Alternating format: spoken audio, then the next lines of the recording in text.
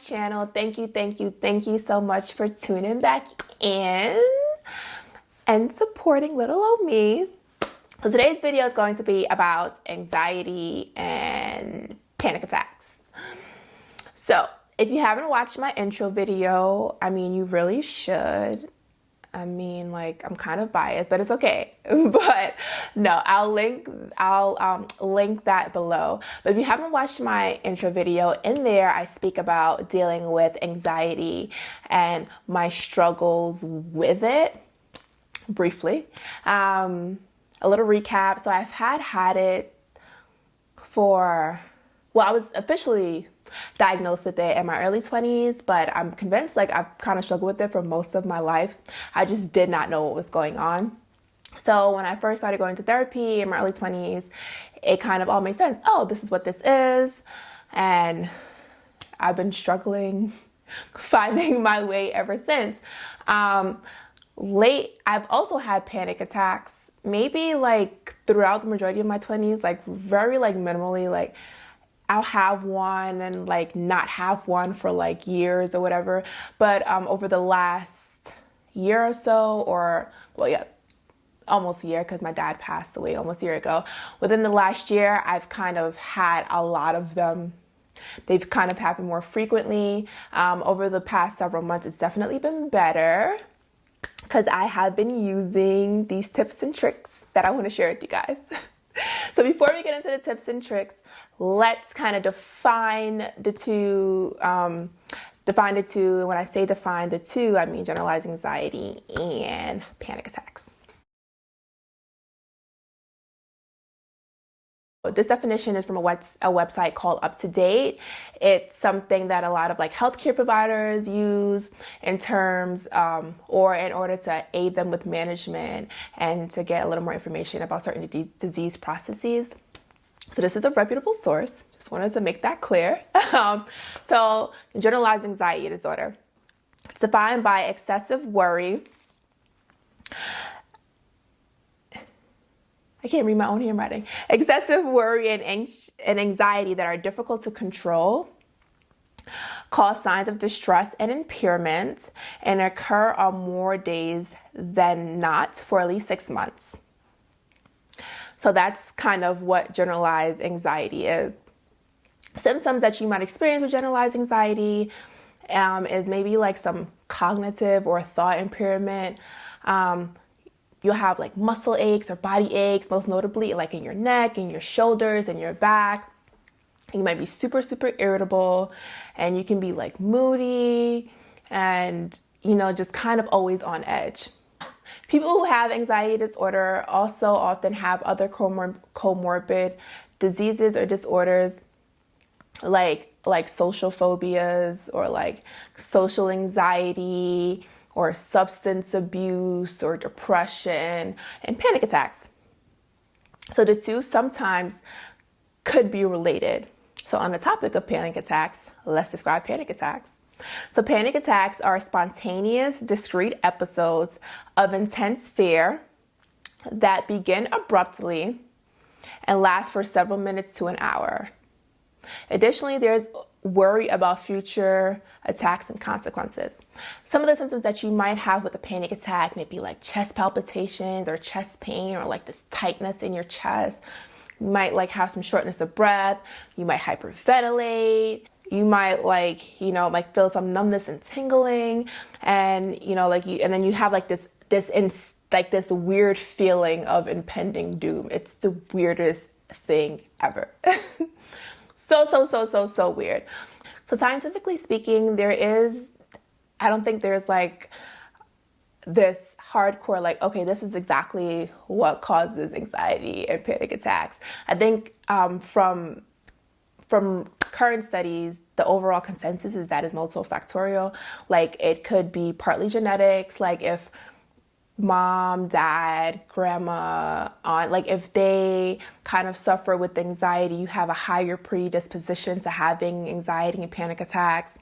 It could be from adverse childhood incidences, any type of unhealed trauma that we have, any type of stressors that we've had or that we've seen or experienced as children that kind of condition or that will or have conditioned our brain to live in this kind of anxious state. Neurochemically speaking, like there could be like some type of imbalance in these chemicals in our brain that we secrete called neurotransmitters that kind of help in the development and the manifestation of panic attacks and generalized anxiety disorder. So there is a whole lot of reasons, a whole lot of things that play into, the development of both of these things. But nonetheless, even though it's a little complicated, nonetheless, there are definitely ways that, we can help manage, deal, and learn to live with our anxiety and panic attacks.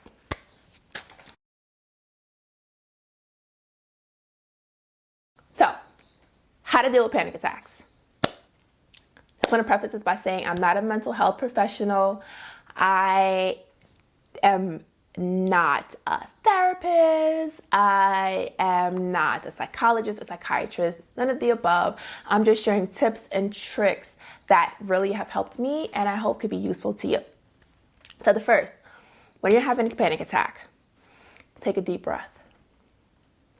Now, it sounds really silly.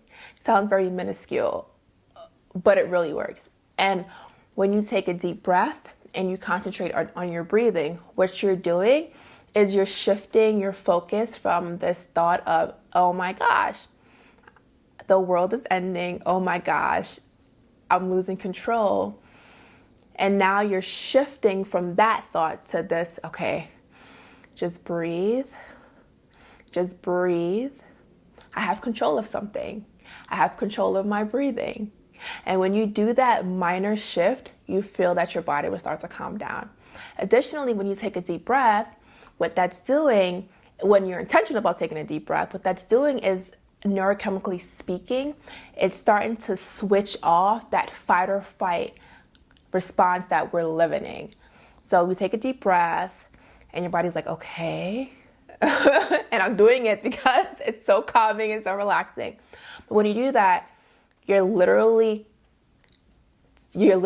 calming down your body. It's the craziest thing, but it really works.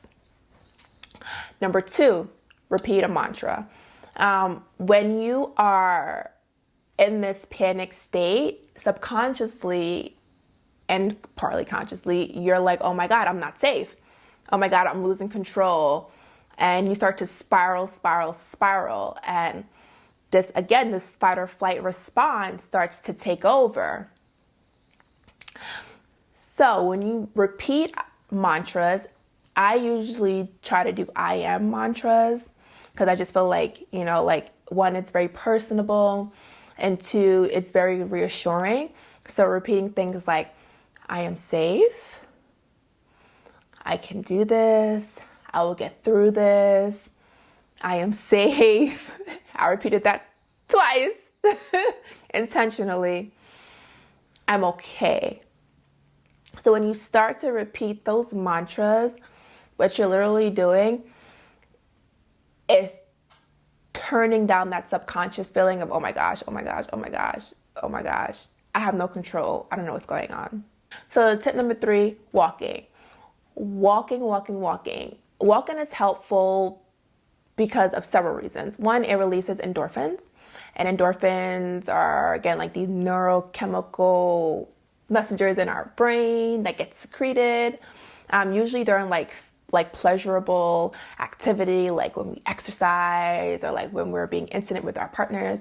So endorphins, what it does is when you're having a panic attack, 1, it helps with your breathing. Oftentimes when you're having a panic attack, you feel like you're hyperventilating and you start to breathe really fast and your breaths get really shallow. So when you walk, it releases those endorphins and then it calms your breathing down. 2, endorphins act on the opioid receptors in your brain. And those receptors are, again, responsible for that pleasure feeling and that euphoria you feel. And, it shifts again. It's shifting you from that fight or flight, like, oh my gosh, like I have no control, to this, okay, like this comforting feeling. this sense of, okay, my body is, your body starts to calm down just a little bit. Hopefully a lot, but yeah. So walking. 4, connect. When I was really struggling, at one point, I was literally having panic attacks. At least once a week, if not 2 or 3 nights in a row, to the point where I would literally wake up panicking, like wake up, like hyperventilating, like crying, like, oh my gosh, what am I gonna do?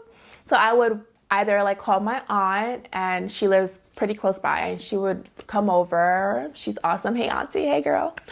So she would come over, and or sometimes I would call my mom over the phone, and she would help me in that way. Or I would, call a friend, or I had a psychiatrist at the time, so I'll call my psychiatrist. I would just call anyone. And what that does is, sometimes, again, when you're in that fight or flight, mode, you're not really thinking clearly. And sometimes it is hard to pull yourself out of that spiral and feeling. So having other people, they can reassure you and say, no, you're safe. It's okay. I'm here.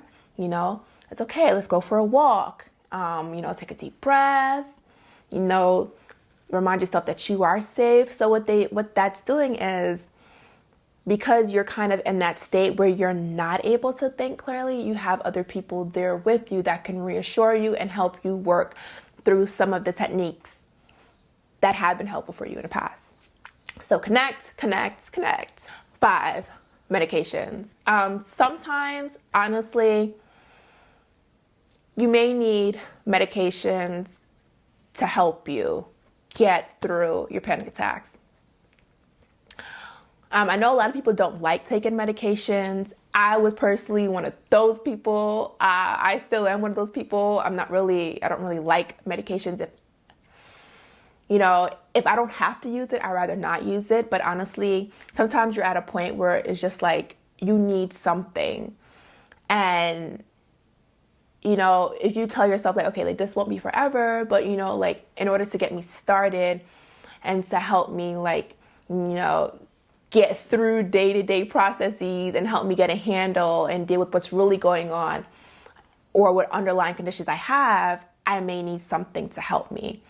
I needed something to help me, because no matter what happened, like sometimes I would be able to, repeat my mantras, and, I'd be able to go for my walks, and I would able to connect with people, and that would be fine. But it was just like, at one point, it was like nothing was working.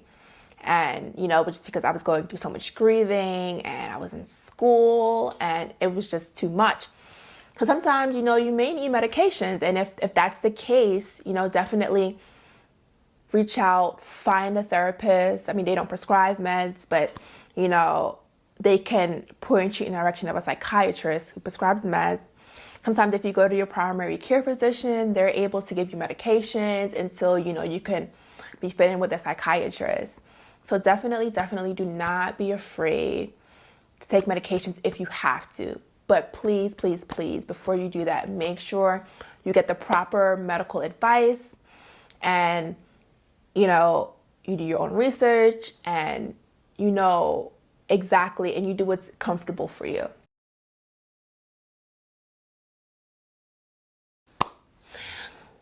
Okay, so those were all my tips on really getting through my panic attacks. So what do you do in the interim? Or what do you do with, dealing with just anxiety in general, like day-to-day anxiety? So 1, super helpful, seeking a mental health professional. I don't care if it's a therapist, if it's a mental health counselor, if it's your school psychologist or a therapist, if it's a psychiatrist, something. But having a mental health professional can really, really help you get to the underlying causes of your anxiety and help you learn the triggers to your panic attacks. Because again, a lot of times, like, generalized anxiety disorder and panic attacks are due to like traumas that we had as children and we've experienced throughout life, and we've been kind of conditioned to live in this fear-based state. And oftentimes we don't even know that we're living in it. We just know that we start to feel like these weird feelings, and we start to feel ourselves like living on edge all the time. And you might develop a panic attack and you're like, what the heck is this? And when you seek mental health, or when you meet with a mental health professional, they can really help you kind of dig deep in and figure out, the things that have kind of conditioned you to live in this fear-based state. So don't be afraid to ask for help. You're not crazy. Nothing is wrong with you. It doesn't mean that you're unlovable. It doesn't mean any of those things. We all need help. We all need someone to talk to. A lot of life isn't easy. Life can suck sometimes. And, having a mental health professional can really, really, really help you, navigate through some of the traumas that we've dealt with. So get a mental health professional, guys. Number 2, learn your triggers. Learning your triggers are super important because it could literally be the difference between spending 2 minutes or 2 seconds being anxious and spending, your whole day living in anxiety or like a full-blown panic attack. I'll give you an example. When I was struggling with my panic attacks, I started to notice that a lot of times they would occur when I was in my house or when I was on my way home. And that's because, my dad was here and, I was taking care of him, and then he passed away. So when I left and I would go to school or I would go somewhere, I was able to, escape that sadness. But as soon as, my body knew or my mind knew that I was on my way home, it was like, oh my gosh, like, oh my gosh, oh my God, oh my God, like, daddy's not here, like, oh my God, we're super sad. Oh my gosh, like, it just started to take over my anxiety. So when I started noticing that's what's happening, as soon as I started to feel it, I would say, okay, it's okay. Like, I know we're sad. I know we missed our dad. Like, I know it's scary going home, but we're okay. And, we're safe. And, I would, once I figured out that's what's happening, I would call people and I would talk to them on my way home, and I would share with them that I was feeling anxious. And, by doing that constantly, now, I'm able to come home and not be as anxious or not spiral down this rabbit hole of fear and sadness. So definitely learn your triggers. It makes a huge difference. 3, exercising.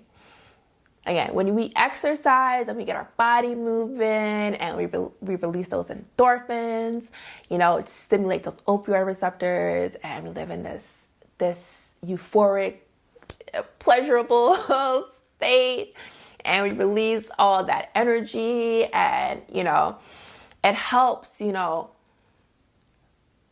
helps calm the body down, and it kind of brings you out that constant conditioning of fight or flight, particularly if you do it every day, or not every day, but several times a week, and you have a schedule down packed. You start to really, really, really burn off that excess energy that you experience with anxiety.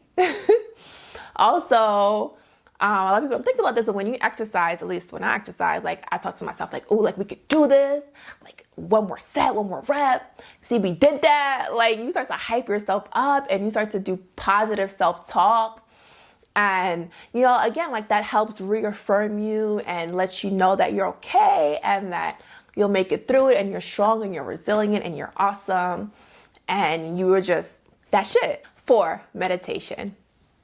So meditation, super helpful in dealing with anxiety and panic attacks for several reasons. One, again, like when we have anxiety and when we have panic attacks, we're living in this fight or flight response and we're secreting these neurochemical thingies, transmitters called cortisol and norepinephrine and epinephrine, which a lot of people know as like, you know, your adrenaline. So meditation has actually been shown to reduce those levels. Super important, and helping us kind of shift from that fight or flight response to that relaxation response. 2, meditation has also been shown to kind of switch us from that fear-based response that we've been so accustomed to living in to a more relaxed and tranquility. I don't know, a more tranquil response. You know, so again, it's shifting us from that constant state of fear to a more, okay, let's just chill and relax a little bit. It also helps you get to know yourself. So when you sit in silence and, you know, you sit and you're really intentional about what's going on deep within, because, you know, most of the times we're living our busy lives, going from one thing to the next. And, you know, a lot of times we forget to check in with ourselves and see how we're doing and what we need and, you know, what's going on with us. So when you meditate and you sit in silence and you give yourself, your body and your mind that time to just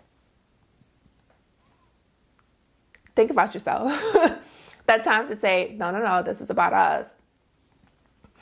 It really helps you, you know, learn what's really going on inside and what could possibly be causing this anxious, you know, fear-based living that we're in. So it's super important to spend time with yourself and to really get to know what's going on deep within. That's how we fix it. Once we know what's going on, then we can fix it. And 4, it keeps us super grounded. Like, you know, keeps us in tune, keeps us in touch, keeps us chilling.